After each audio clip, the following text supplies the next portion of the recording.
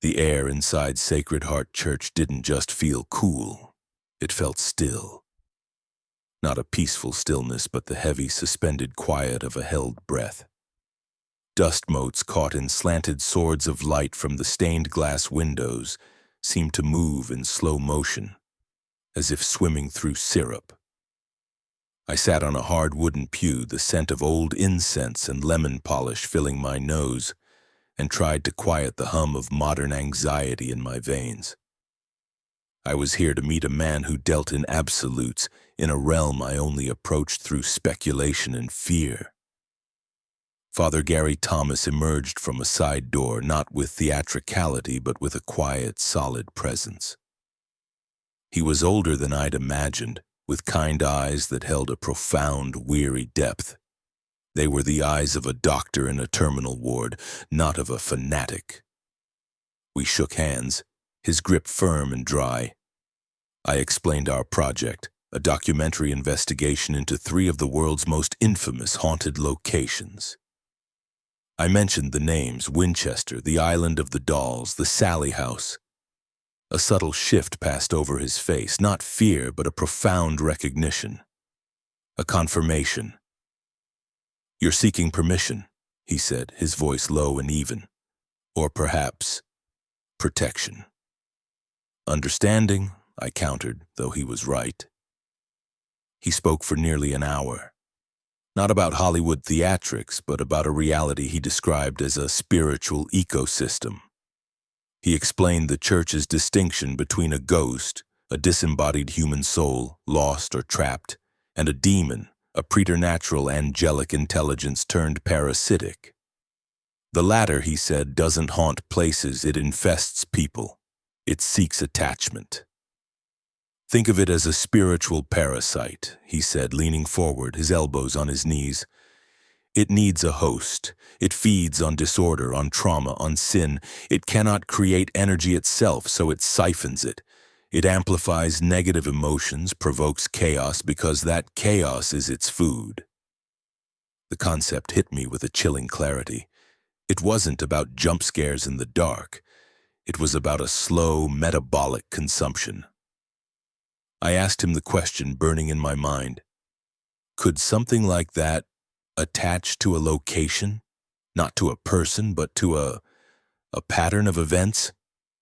He considered it carefully. A place can become a locus, a focal point. If the conditions are right, if there is enough sustained trauma, enough concentrated human suffering or occult invitation, it can create a kind of scar. A wound in the normal order of things. An entity can anchor itself there, using that scar as a conduit to feed on anyone who enters its sphere, anyone whose own pain resonates with the original wound.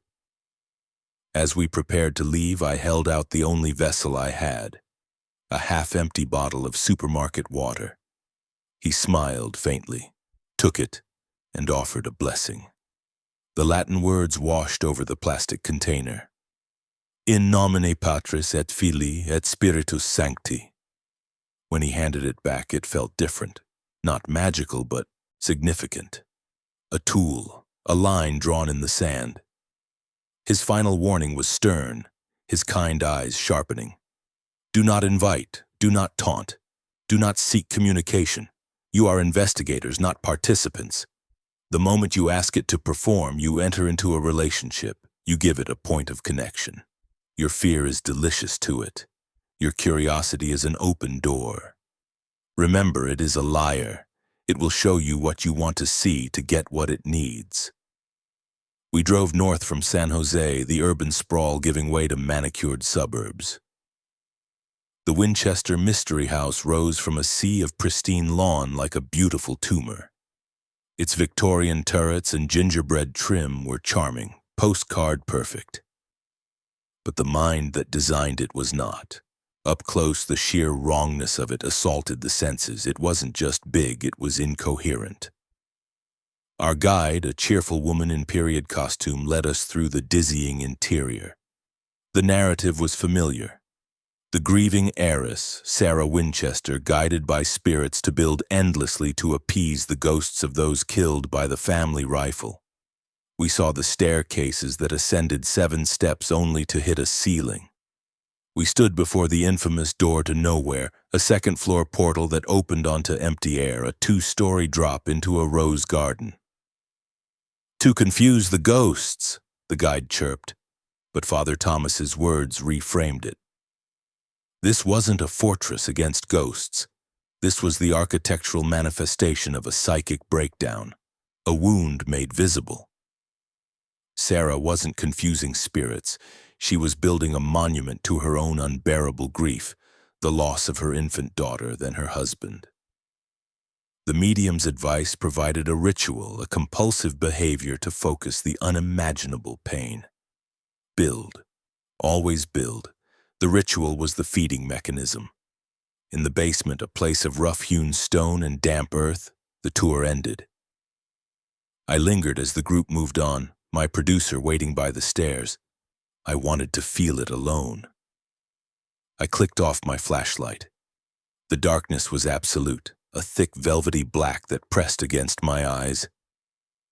The cheerful narrative of the tour vanished, replaced by the low hum of a distant furnace and the smell of wet stone and age.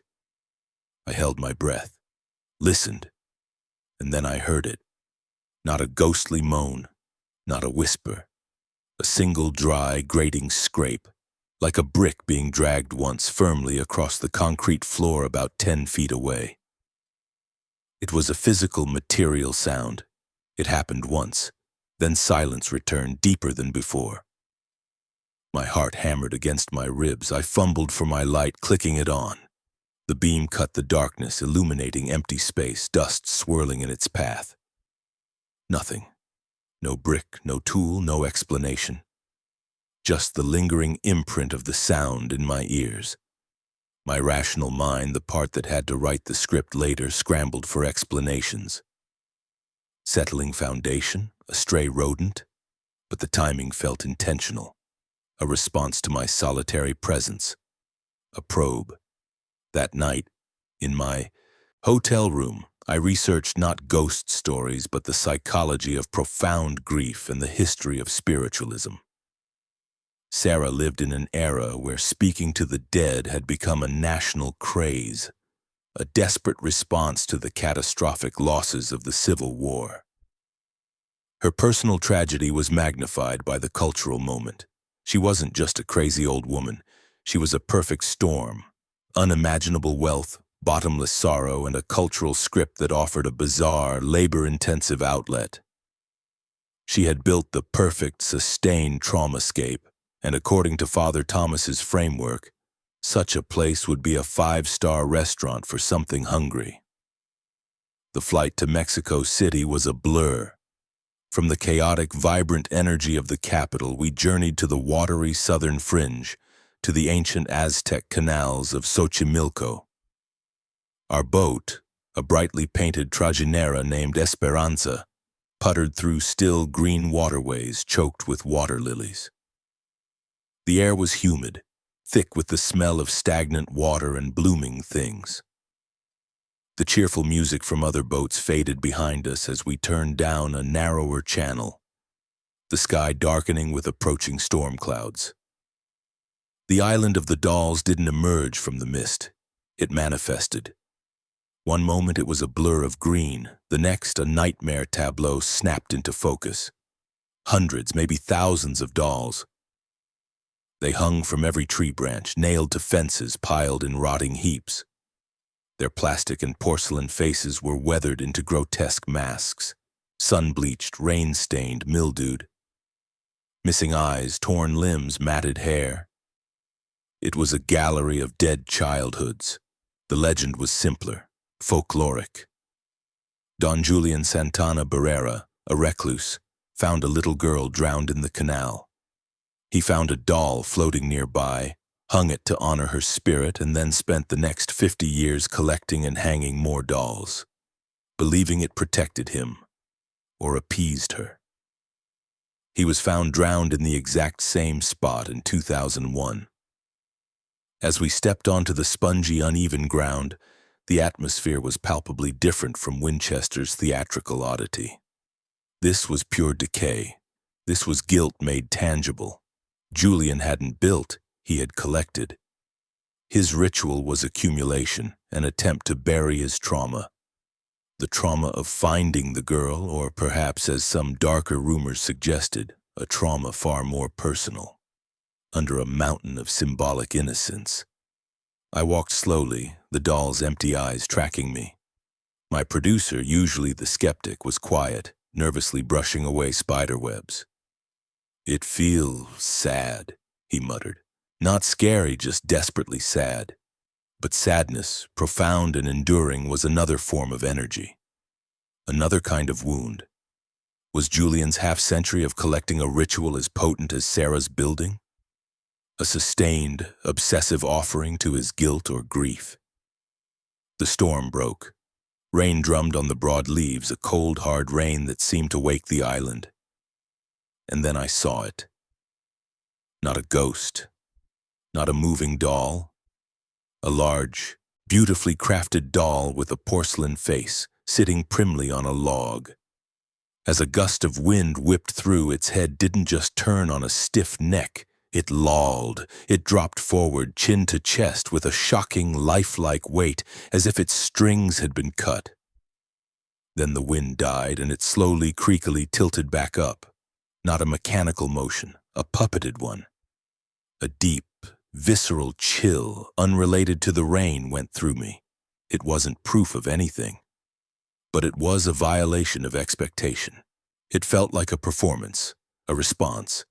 We left as the storm intensified, the boat battling the choppy water. I looked back at the receding island, a blot of concentrated wrongness in the green canal. 2 locations, 2 different rituals, building and collecting, 2 different fuels, grief and guilt.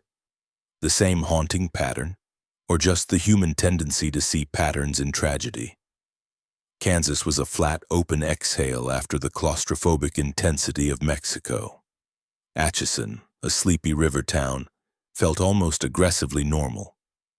The Sallie House, a modest 2-story white clapboard building on a quiet street, looked like anywhere.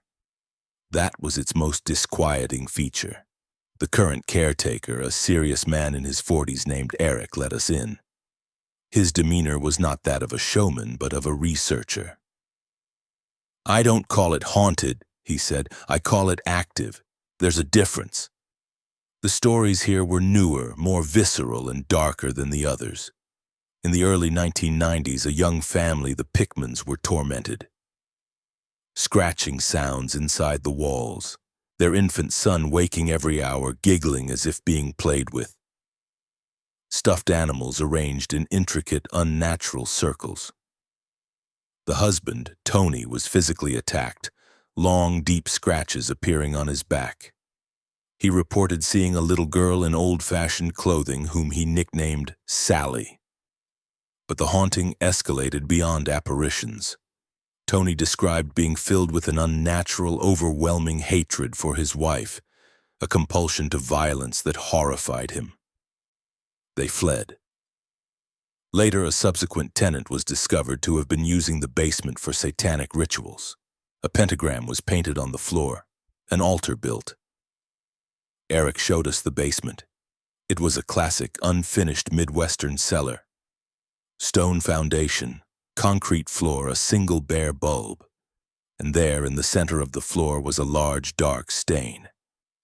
"That's where they had the altar," he said quietly. "We've painted over it, stripped the concrete. The stain always comes back." He pointed to a small black hole in the foundation wall where a stone had fallen out. "A lot of the activity seems to focus there. Cold spots, feelings of being watched." We set up our equipment as evening fell. The plan was to attempt an EVP session and, against Father Thomas's explicit warning, a provocative flashlight experiment. The rational part of me, the documentarian, knew we needed something dramatic. The increasingly frightened part of me screamed that this was the invitation we were told never to make. We gathered in the basement. Eric placed a heavy black mag light on the floor, unscrewing the head just enough to break the electrical connection. The switch was in the on position, but the light was dead. It would require a precise completion of the circuit to ignite. The theory, Eric explained, is that an entity can manipulate energy, a small electrical current, to close the circuit, to turn it on. My producer, smirking, took charge. "All right," he said, his voice echoing in the stone room. "If there's anything here that doesn't want us, turn the light on. Show us you're here." Silence. The house creaked softly. "Come on," he goaded. "Father Thomas said you're a liar. Prove him wrong. If you're hungry, turn on the light." Click. The flashlight blazed to life, a blinding white cone cutting through the dusty gloom. We all froze. No one breathed. Click. It went off. A 2-second pause. Click, on, click, off, click, on, 5 times. A deliberate rhythmic sequence.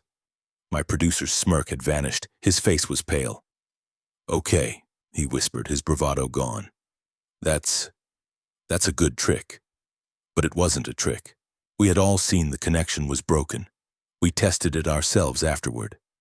The light should not have been able to turn on without physical intervention. Yet it did. It was a parlor game, a cheap ghost hunting stunt, and it had worked with a terrifying, unambiguous clarity. That night we attempted to sleep in the living room. The house was a symphony of noises, settling wood, pipes groaning, the wind outside. But one sound separated itself, a slow, deliberate scratching, not the skittering of an animal. It was the sound of a single pointed nail being dragged down the length of a plaster wall, right behind my head. It started at the ceiling and scratched all the way down to the floorboard. Then silence. Then it would start again. At 3 a.m., the fabled witching hour, I broke. The weight of the 3 locations, the flashlight, the scratching, the crushing sense of a watching, intelligent presence. It coalesced into a panic I could not control. I grabbed my bag, my holy water, and fled to the rental car, locking the doors. I sat there, shivering in the cool night, watching the dark, silent house. My producer found me there at dawn, holding the useless bottle of holy water. "You alive?" he asked. I just nodded. I played him the audio. I had left a digital recorder running in the basement after we fled. It captured an hour of empty room tone after our departure. A faint hum, the occasional distant car. We listened, fast-forwarding through the silence. And then at the 47-minute mark, the waveform spiked. The voice was low, guttural, wet. It didn't sound like it was in the room, it sounded like it was speaking through the recorder's membrane. It was chillingly clear. "Sarah," a long, rasping exhale. "Julian," a sound like stones grinding. "More." The final word was not a name. It was a command, a statement of intent. The connection was made, not by me but by the thing in the house. It knew the other wounds. It named its other feeding grounds. The following weeks were a descent into obsessive research. I abandoned ghost hunting forums and dove into obscure parapsychology journals, transcripts from psychiatric studies on mass hysteria and folie à deux, and anthropological texts on possession beliefs. I was no longer looking for proof of ghosts. I was looking for a model that fit the data. I found it in the forgotten work of a German psychiatrist named Friedrich Walter. In the 1920s, he proposed a theory of psychic residue, but his more radical, unpublished notes speculated about negative egregores or psychotropic entities. His premise was that intense, sustained human emotion, particularly trauma, fear, and obsessive thought, could in rare circumstances act as a kind of psychic battery. This concentrated energy could theoretically attract or even coagulate into a semi-autonomous, non-biological consciousness. A consciousness with one drive: to feed on the energy that created it, to perpetuate the conditions of its existence. It wasn't a demon in the theological sense. It wasn't the ghost of a dead person, it was a parasite, born from a wound in the human psyche, sustained by its repetition. Sarah Winchester's wound was grief. Her ritual was building. The entity there fed on the endless architectural expression of her sorrow. Julian Santana's wound was guilt or something darker. His ritual was collection. The entity fed on the sustained symbolic penance of his doll collecting. The Sallie House's wound was intentional, an occult invitation for power. The ritual was satanic practice. The entity fed on the concentrated, ritualized fear and corrupted desire. The phenomena, the footsteps, the scratching, the moving dolls, the flashlight, were not the point. They were the method. They were the entity's tools to provoke more fear, more obsession, more ritualized behavior. They were the cattle prod keeping the host, or the new visitors, in a state of energy-producing distress. The whisper in the basement was the key. Sarah, Julian, more. It wasn't claiming to be them. It was naming its sources, its pastures, and it was hungry for new ones. This changes everything. It means we are not looking for the dead. We are walking into ecosystems of pain, and we are not the hunters. We are potential prey. It means the most dangerous thing you can do in a haunted place is not to provoke, but to resonate. To bring your own unhealed grief, your secret guilt, your hidden obsessions. You might just be ringing the dinner bell. The story doesn't end here. More, it said. The pattern is a template. There must be other locations, not just places where people died, but places where people persisted in a state of ritualized trauma. An asylum where treatments became cruel rituals. A factory where mind-numbing, repetitive labor broke generations. A house where a cycle of domestic violence played out for decades. These are the potential feeding grounds. This is where I need you, right now. The search for the more cannot be done alone. I've built a digital archive with all the evidence, the raw whisper, the research, the maps of pain. But the next clue is geographic. It's in your world. So here is what you need to do. First, subscribe to this channel.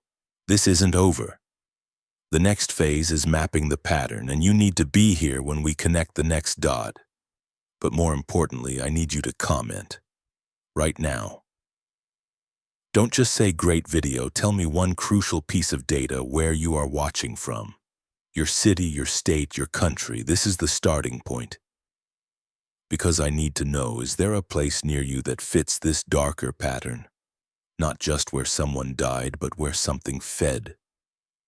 A local legend, not of a murder, but of a consuming, decades-long obsession?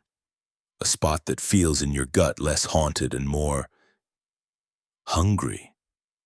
Your location is the first clue. Let's see if the comments reveal a cluster. Let's see if we can find the next wound before it opens wider. We were wrong about ghosts. The truth is far more intimate and far more hungry. The final question isn't about your bravery, it's about what you're carrying. Subscribe, comment your location. Let's find the more together.